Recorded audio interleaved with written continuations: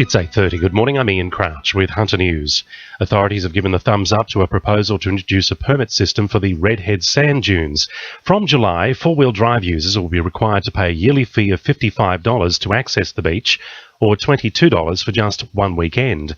The cash collected will be used to pay for a ranger to patrol the area and crack down on hoon behaviour and rubbish dumping.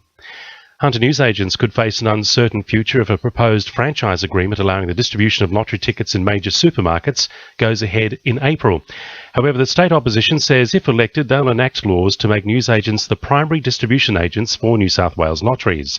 Charlestown MP Jodie Harrison says lotteries need to remain as they are to keep newsagents viable. The number of agents in the distribution network for lotteries would increase. It would also allow the big businesses into the network, and there'd also be really expensive fit-out requirements. In some cases would cost up to $25,000. The CSIRO says it will only move a great white shark from Lake Macquarie back out to sea if there are concerns about its health or if it's posing a threat to public safety.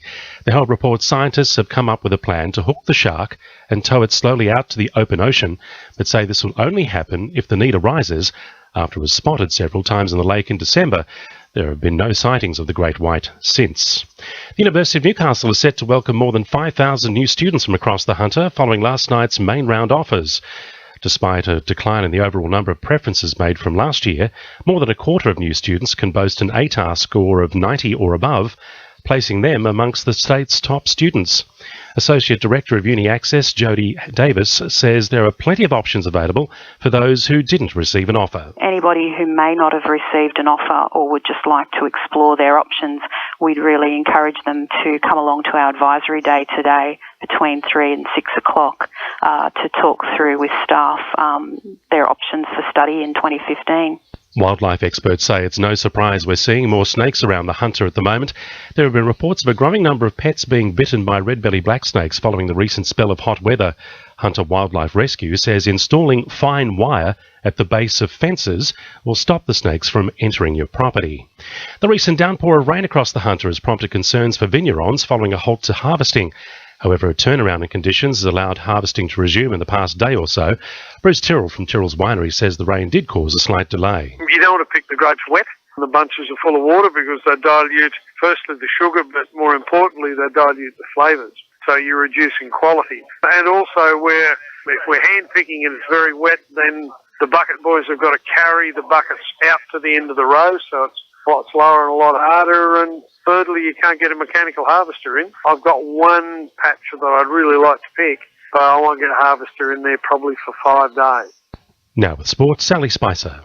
Surfest officials will approach Brazilian competitors to decide how to best honour slain surfer Ricardo dos Santos at the Mark Richards Pro at Merewether next month. It's alleged the 24-year-old was shot outside his home by an off-duty police officer who was near the premises with his younger brother. Some sources allege the surfer caught the two doing drugs and asked them to leave, while others report the three were discussing a car parked on the surfer's property. Jets owner Nathan Tinkler has denied reports he is in the advanced stages of discussions regarding a takeover by Scottish club Dundee United. Tinkler says he has no intention of selling the Jets and has never spoken to anyone from the club. In cricket, Maitland's Maisie Gibson played an integral part in New South Wales Metropolitan's finals victory over Victoria in the female under-18 national championship.